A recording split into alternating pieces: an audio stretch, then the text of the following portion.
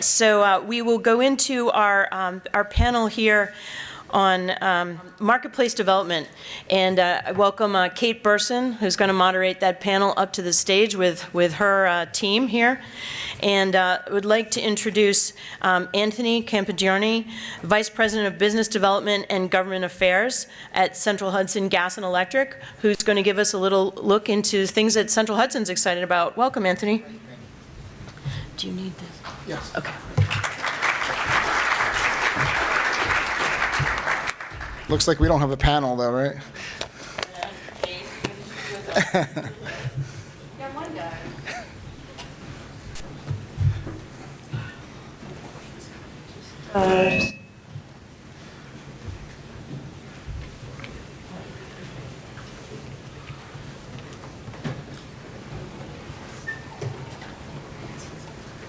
Should I get started?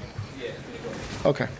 Good. Well, good afternoon, everyone, and thanks for having me here. Thanks for the opportunity. We've had a lot of good conversations with existing partners, people that we're partnering with on REV demo projects, and other potential opportunities. So it's been a good day so far. So I wanted to just give you a little background on Central Hudson Gas and Electric.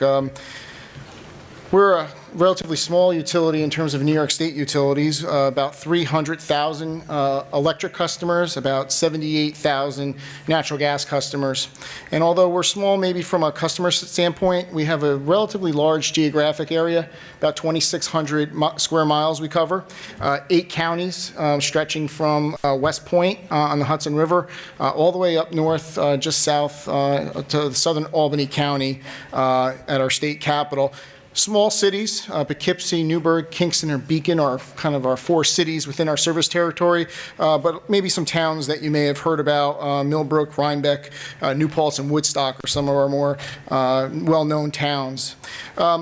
Our customer base is mostly, residential, about 256,000 residential customers. We have a very small, I would say, industrial customer base, had been declining over a number of years, and don't have a lot of industrial customers anymore. We are a fully owned subsidiary of Fortis Inc., which has about 3 million customers and about $28 billion in assets. Canada's largest utility, has 2 utilities in the United States and 2 in the Caribbean, and actually we have a team of them, I think, here today. They have an IT summit in New York from all the different companies around North America. Central Hudson is also started a new group, our Energy Transformation and Solutions Group, to deal with a lot of the things coming out of REV and a lot of the customer-facing interactions that we're going to be having. And we're looking forward to establishing a lot of these cross-functional teams that we're going to need across the organization to fully implement parts of the REV. And I should also mention, you see, we have, although again, we don't have a lot of customers, we have 9,600 miles of electric distribution lines and 600 miles of electric transmission lines within the service territory. And so when we look at our challenges and our opportunities, we certainly have challenges with aging infrastructure. We have a lack of growth right now in our region, which is causing some rate pressure for us. And integration of technology within our existing legacy systems is another issue we're having. If you take a look at the PowerPoint, there's a little bit of animation here.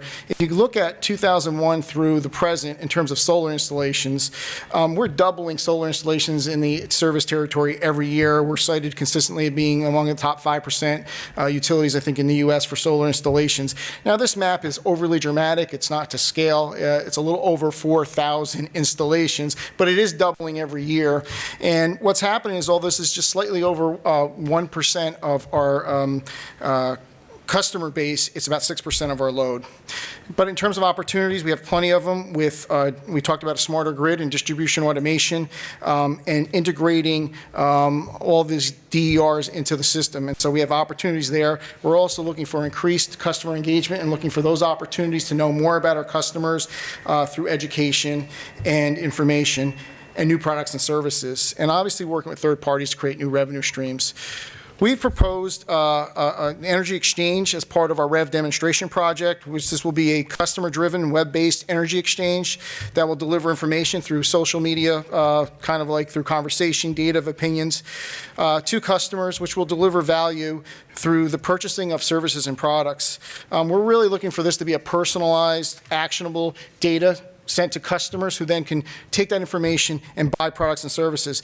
And for us, this is our new gateway to Central Hudson. This is not a demonstration so much as this is going to go to our entire residential customer base, and we're going to be willing to work with all those. So we're really looking forward to that. We also have some items on targeted demand response that we're working with. We have partners in microgrids. NRG is here. We're working with them and the Port Authority of New York and New Jersey to do a microgrid as well. And community solar is something we continue to be interested in. We talked about it a little bit about today. How customers who don't have access to solar right now because of their roofs are not situated, they're in buildings that are not situated, how can they get access? And I think maybe some things will happen with the new community net metering order that was on, has come out recently. In terms of how we're setting up this panel, we're really interested in learning more about online marketplaces, and our particular interest really is, how do we get customers more engaged when we find that in our service territory the energy bill is only 1.5% of household income? How do we get them more engaged and interested in really, we're very energy-centric here in this room. How do we get them more engaged and more concerned with their energy usage? And we're also very interested in learning how we get more third-party providers, because we're forming a platform. We want to marry third-party providers with our customers. We just want to enable that transaction. We know at Central Hudson we won't have all the solutions for people, but how do we make that marriage work? Okay? So with that, welcome to the panel. Great.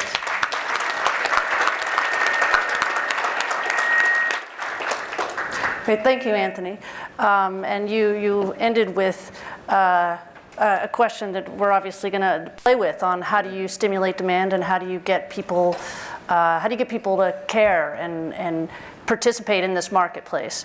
First, I want to thank all of you who are here for coming and engaging with us, working with us. This is hard work. No one has done this before, and we really appreciate you for working with us and for doing business in New York.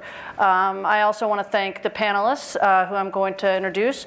Directly to my left is Riggs Kubiak. He's the founder and CEO of Honest Buildings, which is a real estate marketplace and a project management tool for construction. We have Yoav Lurie next to him. He's the founder and CEO of Simple Energy. They've developed software, customer engagement tools for utilities, as well as an energy marketplace to sell energy efficiency and help stimulate clean energy adoption as well. And then we have Martin Milani, who's the general manager and CTO of Nexant. And they also provide customer engagement tools, so another great panelist, and additionally provides software that can analyze what's happening at the grid edge with energy efficiency, demand response, clean energy, to try to help utilities better integrate the clean resources into central grid operations.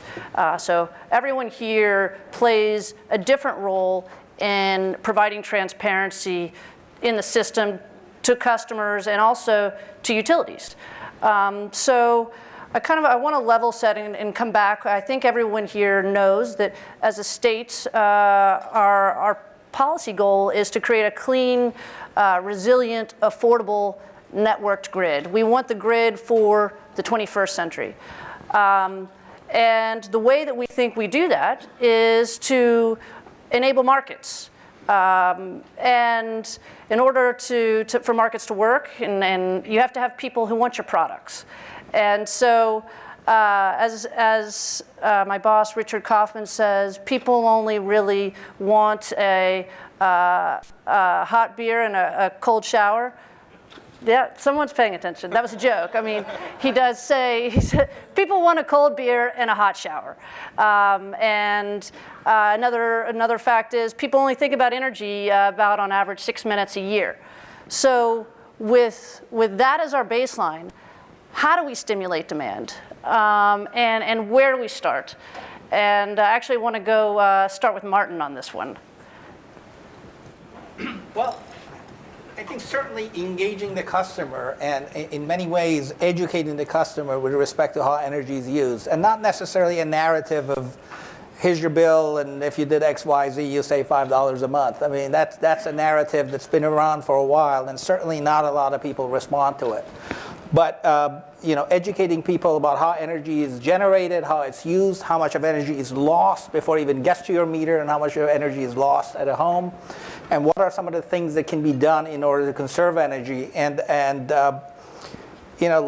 let the consumer decide for themselves why they want to conserve energy. Whether is it to save money, is it to save the environment, is it a combination of both? It's also somewhat generational. I think you have people under 30 that have very different views of how energy should be used and where the world is going than people are above 30. So in a way, engaging the customer in a conversation, and not necessarily in a one-way conversation typically, which is the way traditionally this has been done, which is in a push, but in a pull-push model, where you engage the customer, you engage the consumer, understand what works for them, what doesn't work for them, and through that conversation and through that iteration, learn about the customer behavior and what works and what doesn't work and where they think they need to go. Mm-hmm. And Yoav, this is also some part of the business that you're involved with, and you're helping the utilities do that. And how how's it going for you? Well, it's going phenomenally well, but that's because we take a very, very pragmatic approach to getting customers to act. And the first thing that we do is we sort of let go of this notion that we have to get customers to care. And so we don't aim to get customers to care. We're not here to change how customers vote and how they think about energy. We're not here to talk about line loss. We're here to get them to take a very specific action. And that action may be saving energy, may be installing a controllable thermostat in their home. It may be taking on another step. And that's a much more important, frankly, harder thing to do, because when polled, people say they care. Over half of people, right, when polled, say that they would meaningfully change how they use energy if they thought it would save them money or be good for the environment. Like, over half of people say they would do that. So they already care, but they don't do anything about it.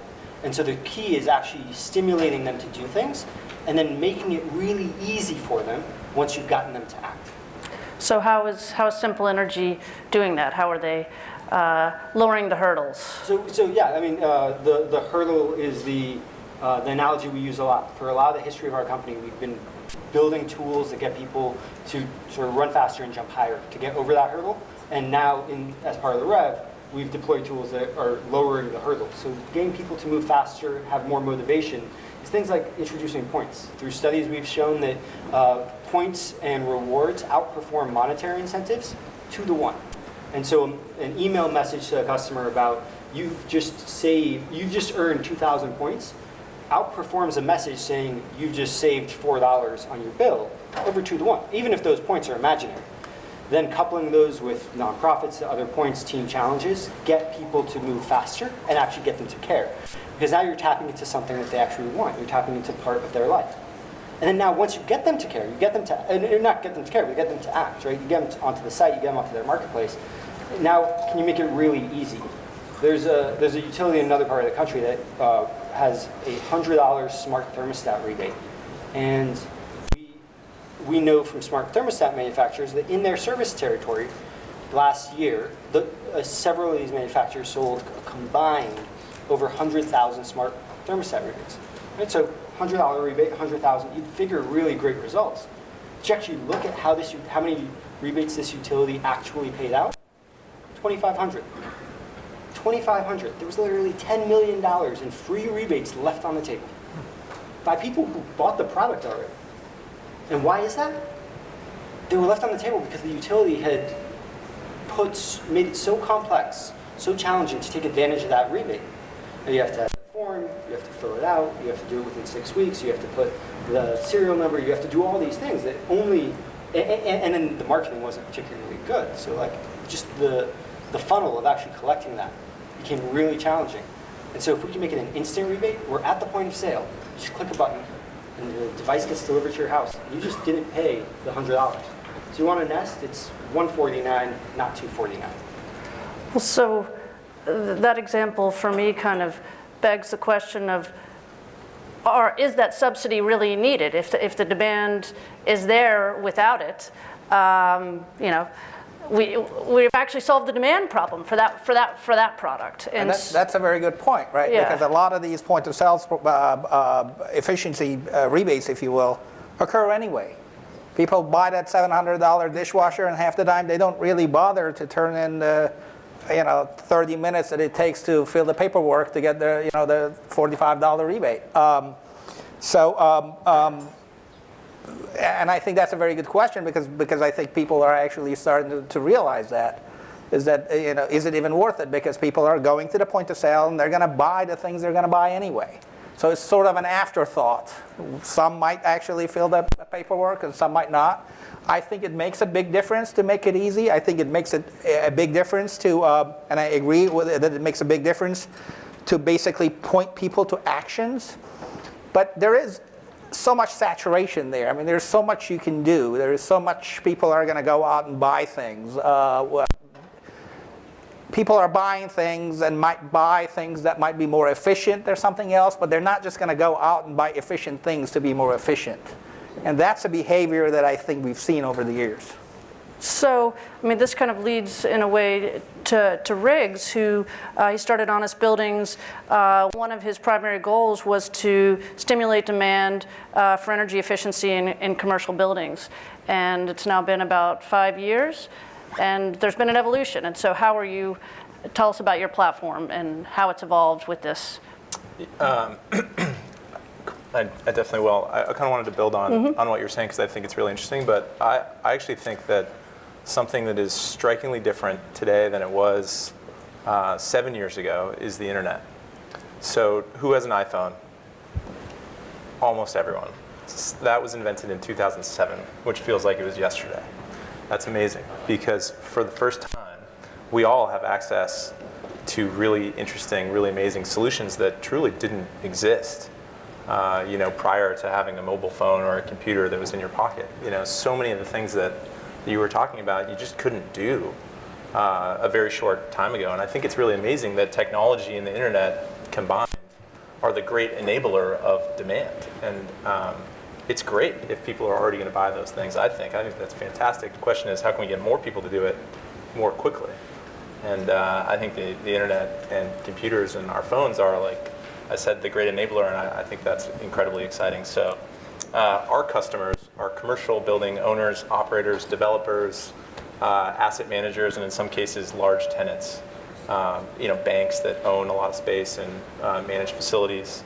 And we started out thinking something different than we think today, which is that if we just put a bunch of information up on the internet, it would draw people in, they would consume that information, and they would change their behavior.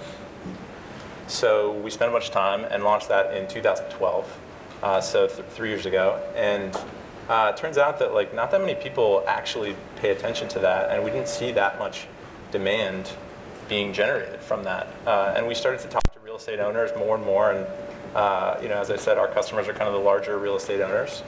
And all of them, hundreds and hundreds and hundreds of them said, we don't really need information on buildings and what's going on around us. What we actually need are ways to make projects happen more quickly, ways to find the best solutions at the right time when we're actually going to make building-related decisions.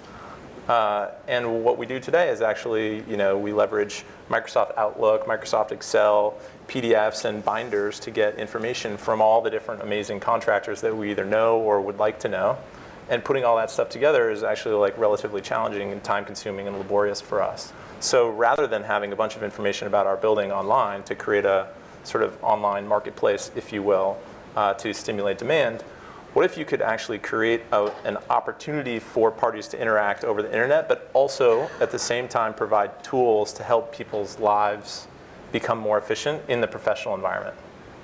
And if you combine that with a network of who are the people that are actually doing the work, you would have something that we call a market network, which has 3 elements: a marketplace, workflow solutions that people can actually leverage to do their jobs more efficiently, and a network where you can actually go out and draw people in, like a LinkedIn, if you will, to connect with contractors. So we've kind of taken our initial idea of just this marketplace and said, well, what we found, and unfortunately we weren't smart enough to know this at the beginning, would have saved a lot of time, But building owners said this is actually what we need, more so than just having a sort of online marketplace. So the combination has been the evolution of what we're doing. And I think it's really interesting that our customers are purely commercial owners, and like on your side, it's more residential. And I actually think there's a striking difference that's important to make sure that we think about as we discuss marketplaces, because I think it's probably strikingly different. On the residential side, there is more of an opportunity to go right in and like take action. On commercial, there's a regimented workflow that has been established over 30, 50, 100 years on how projects get completed, and you have to respect that if you want to be successful with those owners. So there are a couple of things that have come out in conversations. One, as around your platform, RIGS, I mean, you had a really strong proposition around energy efficiency in commercial buildings, and you were aggressive at the outset, and then you saw that's, the energy bill for commercial real estate, the energy portion is much lower on the list of needs, and energy is a portion of almost every single project they're doing. So you changed your sales pitch and your model, and you're not leading with energy efficiency, but you're still impacting. You're still capturing efficiency. You're still driving clean energy, just with a different business proposal. Yep. Yeah, absolutely. So at the core of our business is how do we make cities more efficient? And one thing that we talk about a lot internally and with the stakeholders that are very engaged is what's a city? If you look at it, from the air, it's a series of buildings. And if you can impact buildings leveraging technology, then you have a very positive impact on the city. Turns out that a big opportunity in cities is how do you think about energy, and how do you get to people that are making decisions on buildings as it relates to energy and also the rest of construction right at the right time to implement something that might make it more positive from an energy perspective. And if you can do that, if you can nail it right at the time where they're going to make a decision, you have a very good opportunity to have a good discussion with someone around energy. So when we looked at it, and when we've spent 3 years now spending a lot of time with real estate owners, they don't think about it as energy. Energy, in New York City on a commercial office building is somewhere between $2 and $4 per square foot per year. That's how much it costs. So taxes are like somewhere between $10 and $15, and 425 Park Avenue just signed a lease for $300 per square foot, I think 2 weeks ago. So if you're a real estate owner, like where are you focused? You're clearly focused on top line revenue, and then you're focused on all of your expenses, one part of which is energy, which is super interesting if you're thinking about a real estate project and energy is a component of that, and there's an opportunity to do something that could potentially reduce it from $3 to $2, that's very exciting. But you have to hit it right at the right time where they're thinking about that project. So while we're very focused on cities, what we're really doing is saying if we can create efficiencies in the real estate industry, the byproduct is a much more efficient energy platform in commercial buildings that happen to use a lot of energy. And it turns out that the real estate industry, in my experience, is much more interested in talking about asset value and how we can create efficiencies across all projects rather than just talking about energy. So we definitely do not lead with that, although we're very hopeful that the efficiencies that we're creating can create much more efficient cities over time. Now, Yoav, I think you have a similar challenge on the residential end too, where energy, depending on kind of which economic class you're in, energy can be a small portion of some people's bills. And so you too are forced to get someone to act on something that, isn't their top priority. Yeah, it's even more acute, this challenge of activation in the residential sector than it is in the commercial sector. At least in the commercial sector, you have someone who has a spreadsheet. Right? And so they have a line in their spreadsheet. At least you have someone thinking about it as $2 a year. So that's a start, or $2 a square foot per year. In a residential context, you said the eccentric statistic of 6 minutes per year on average the customer spends interacting with their utility. And so the initial challenge is just getting the person to take any action, to pay attention at all, and then leveraging that.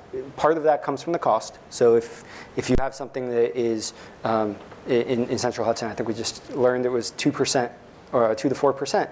And so say that we like really went in and totally changed how someone used energy and had like off the charts results. We saved them 10% on their energy usage. I've now like impacted their net spending by 20 basis points, right? So like, and I had to do a lot to get there, right? In terms of changing how they use energy in their home.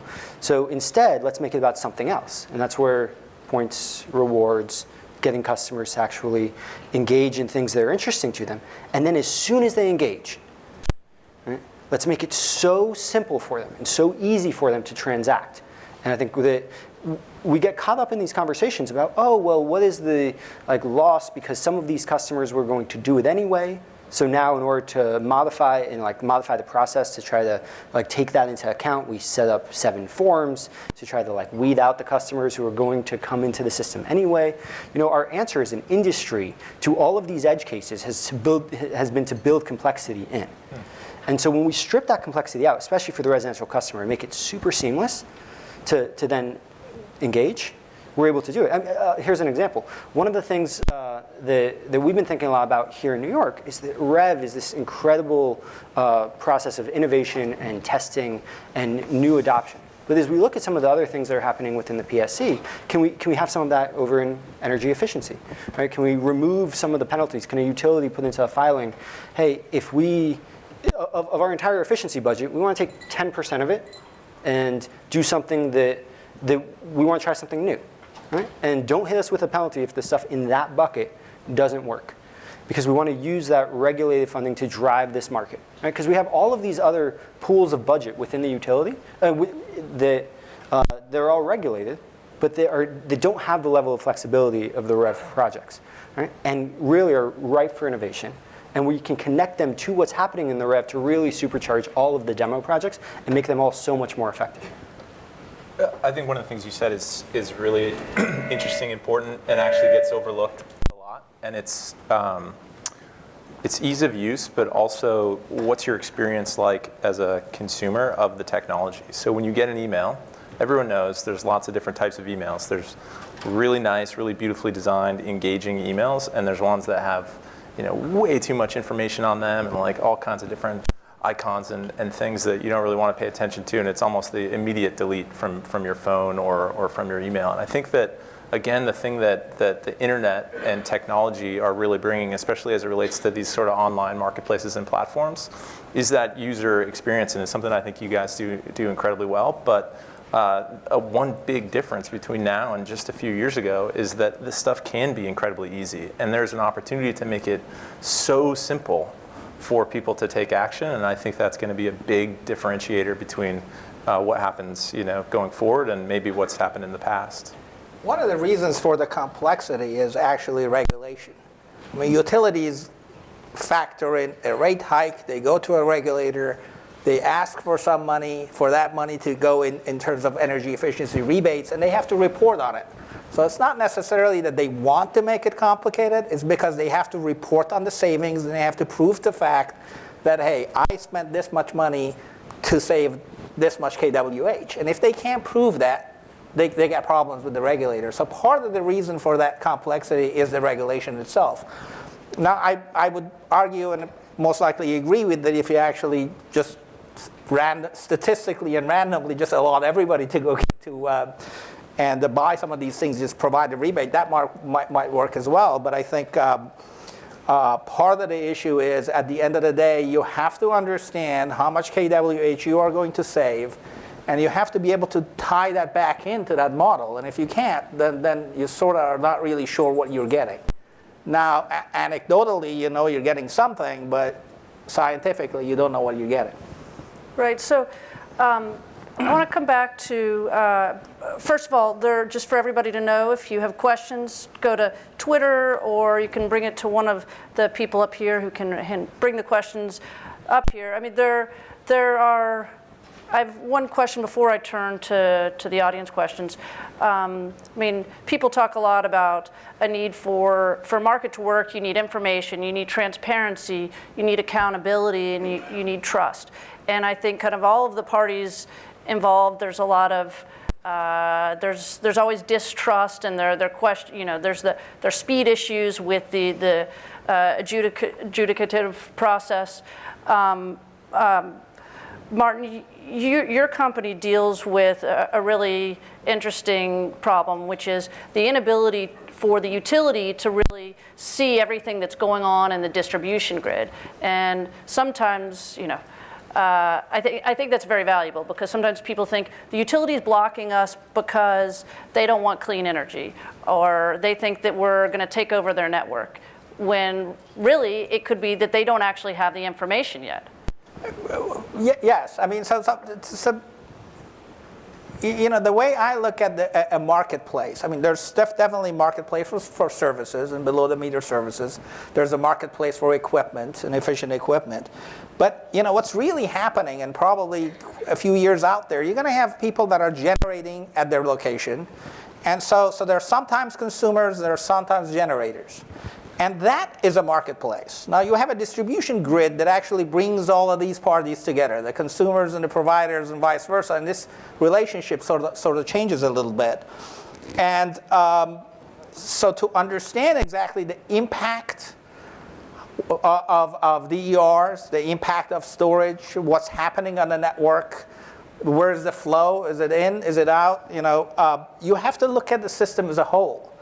And in many ways, the system is completely disconnected. You have distribution grid areas that are completely disconnected from each other and run on different DMS systems, for example.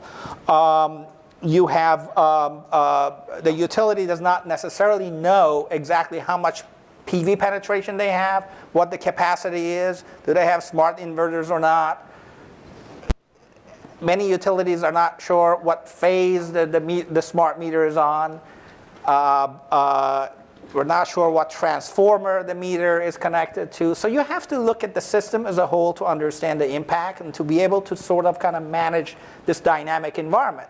On the transmission side, for example, you have integrated system operators that manage that on the transmission side. You basically manage a bunch of generation, and there are some security constraints, and you basically have transmission rights, and you basically manage that network. You might need something like that on the distribution as well, because you're going to have consumer solar PV, but you might have community PV. You might have nanogrids that come together. Some intermediary might decide to basically hook 50 homes on a feeder, and that all are connected via that all have PVs and connect them as a single network, and decide to sell the access back. So that is the marketplace itself, and what sort of information you need in order to basically manage that marketplace is where are these things, what are the capacities, what's the load on the system, what substation they're running on, and so on and so forth. The locational marginal pricing, what's the price here at this time as opposed to what was the price somewhere else at some other time. So these things need to be taken into consideration. So you have to have that kind of whole visibility. And in many ways, the utilities themselves don't have that kind of visibility. Yes, and that's exactly what we're trying to build here. So I want to go to an audience question. So let's assume that there are enough people who are engaged and they want to go to an energy marketplace. What does this energy marketplace actually look like? Do there need to be certain standards, protections? I mean, is there a role for government here? I mean, do we need to define what a green product is? Just have any of you guys thought about this before? Yeah, so we've thought a lot about it. We saw right at the end of Anthony's introduction a couple of the energy marketplaces that were in the filing, and we made a number of them, so full disclosure. And so they carry things that we've already had government and regulation and research behind. So smart thermostats are a great example, something that will depending on the thermostat, have a really big impact in terms of your energy efficiency in a residential setting. It'll also have a demand response or load control, load shifting, and time of use capability, which is great for grid stabilization and time of use and all that, and also creating some really great dynamics for the customer to save a lot of money by turning down their AC. And it also does something interesting, which is it taps into one of the biggest assets that we have in terms of energy storage, of thinking of all of our homes as thermal batteries. So actually pre-cooling or preheating your home depending on the time of year, and using that to further stabilize the grid in a much more compelling way. So that research is done, right? And continuing for new devices, and is very clear. Like, it's clear on appliances, it's clear on services, it's clear on retrofits. And so government has done the job. They've then further done the job here in New York at the PSC level of incentivizing some of those things and building in tests and control groups and other mechanisms to make it so that it's appropriately counted and incentivized, and so that you don't have the double counting that you're worried about. And so all of those things should be in the marketplace, and then we should make it as easy as possible for the customer to get those products, to get those services, to put PV onto their roof, to participate in a solar program, all in one place. Because the hardest thing in any of these transactions is the first point of contact, is bringing that customer in for the very first time. And unfortunately, historically, the way that utilities have done that with traditional EE programs or DR programs has been doing it on a one-off basis. They try to get you into the refrigerator program, and then they try to get you into the demand response program, and then they try to get you to sign up for some other rate design program. Actually bringing those all together, so your energy efficiency outreach is part of getting you onto an e-billing solution, which also gets you into a marketplace where you can then transact with an instant rebate. We're not asking you for your information again because we already have it. Right? We're just making it really easy. You don't have to fill out a form. You click a button.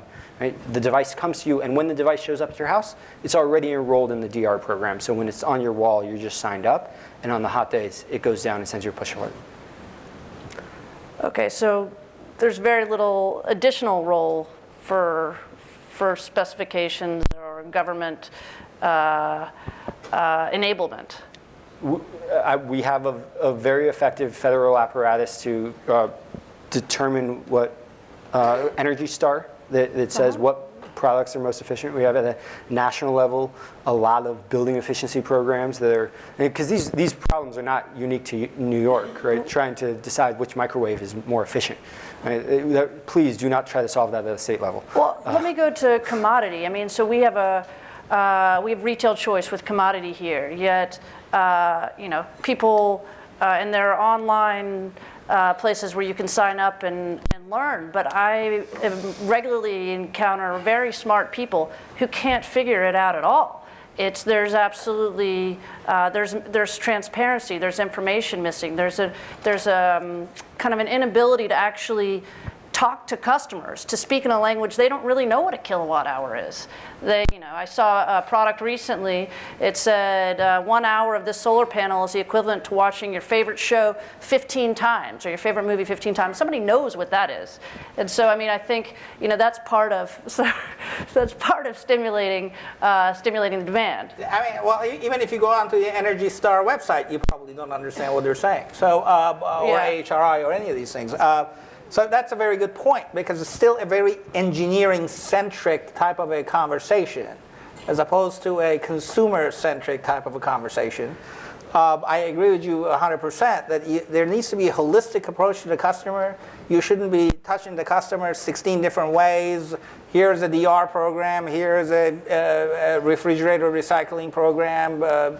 Here is some weatherization program. And by the way, I had no idea what else you've done, and I forgot what you did last year, and et cetera. So it's very good to have the holistic approach, but then again, having a common language, more of a consumer-centric language to have a conversation around these things would also help quite a bit, because mostly, to your point, EE programs and DR programs have been running as engineering programs. Mm-hmm. And consumers are completely disconnected from what they really mean, and often it's intimidating. I mean, you see a bunch of stuff and you're like, I don't know what this is, I'm not doing it.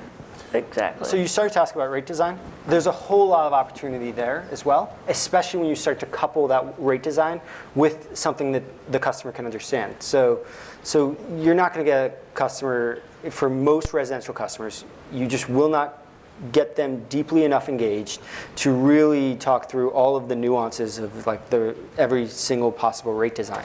But what you can say is, hey, if you buy this thermostat and you put PV on your roof and you get an electric vehicle charger and you enable us to control those things, we can combine you into a rate design that also does on-bill financing and factors that into the price and gives you a really exciting offer. Because what the customer can understand is, I want these things.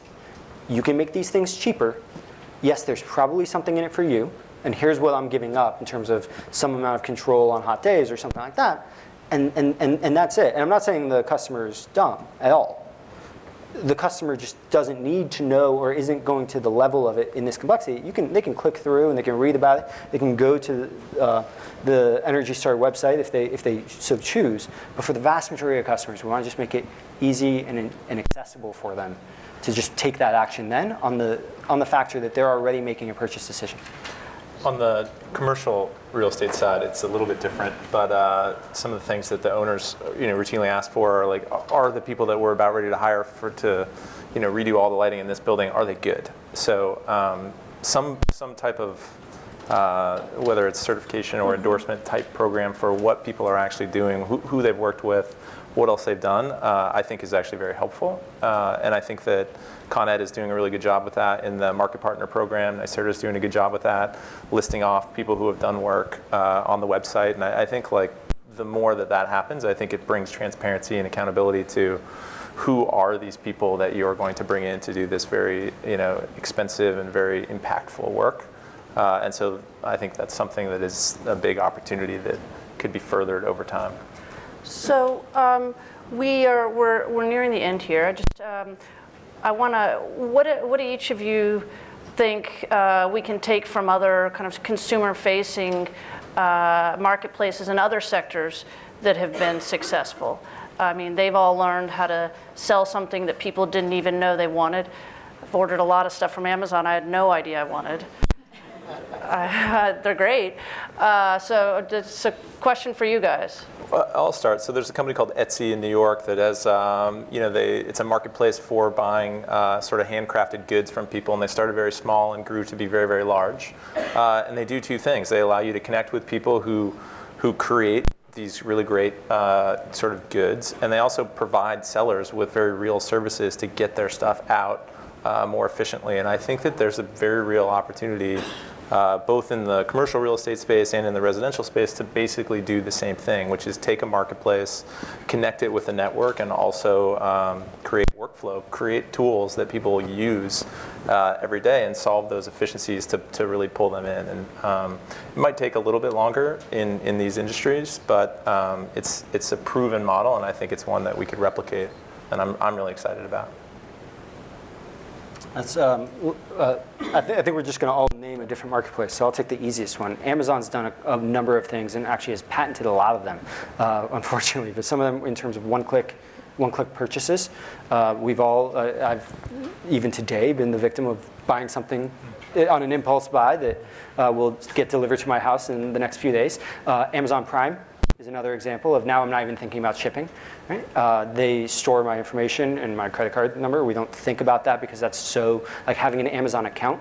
Right now, even something as simple as your session ID in Amazon persists so that you're not logging back in every time. You probably know this. As long as you go back to Amazon within like 30 days, it just keeps you logged in. Right? So now if your kid goes onto your computer and logs into Amazon, your kid will also be able to buy something and have it shipped to you for free. But for the vast majority of use cases, now it's maintaining your password, which is maintaining your credit card, maintaining your one-click settings, so one-click buy it now, and shipping it to you in 2 days in a way that is free to you. And so all of those things have taken every piece of the friction out of the process, really lowered the hurdle so much. And so that's kind of that second half of how you get people over, and Amazon's just done a great job of that. We have the opportunity with all of the resources, the data, the brand, the channel, and the budget that utilities already have to create marketplaces that are as effective and as compelling in this space too. Martin, let's finish with you. So Amazon has transformed quite a bit in the last 15, 20 years, I think since 1995. what are we, 2015 now? So anyhow, I lose count. But so Amazon was basically a book retailer, and they, you know, this year I think they are making. I don't want to use the wrong figure, but it's in the billions of dollars that are actually selling cloud services, the ability for you to rent computing resource. And that's very different than books. And I guess all I'm trying to say is it wasn't very clear to Amazon what they were going to be back in '95. Very few people knew exactly how to monetize the internet. In fact, I remember coming from a media company who was having these conversations years ago, and I am that old. You know, the only businesses that we were sure were going to make money on the internet were porn sites. Nobody was sure who else is going to make money on the internet at that time. And things evolved. Regulations evolved. Business models evolved. And I think the same thing is going to happen here. I think this is going to evolve. I think you know, years ago when I would go and try to tell people what cloud computing is, the example I would use was the electrical grid. It is a cloud computing. You can walk into any socket in any building, anywhere, transparently, and plug in, and there is your service. And that's what, in many ways, the internet is supposed to be. So the grid itself is very similar to the internet, the internet's infrastructure. So, and in many ways, it's one of the most most important last miles in anybody's life. The feeder is, you know, that's where the electricity comes in. Without electricity, no other last mile actually matters. So there's going to be some very interesting business models that are going to come up that none of us can foresee at this point.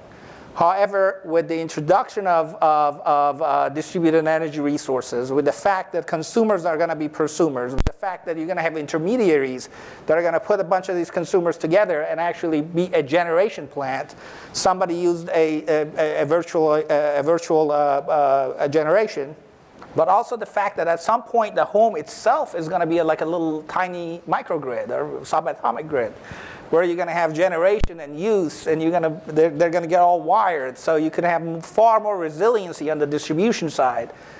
There is going to be interesting business models that are going to come up in the next few years that are going to have to do with how energy actually goes back and forth, and how you might you know, engage in a DR program, how you might get paid for it, how you might get paid for having, you know, putting flow back into the system, and how you might use your storage to do things. I think that's all remains to be seen, but there's definitely new business models that are going to come. Great, and we need to finish up. Thank you very much. Just I'd like to say one last thing. Anyone in the audience or listening has ideas they want to share for how to stimulate market demand, or things they think the utilities or the government and regulator could do to help drive this market together, we would love that. Thank you.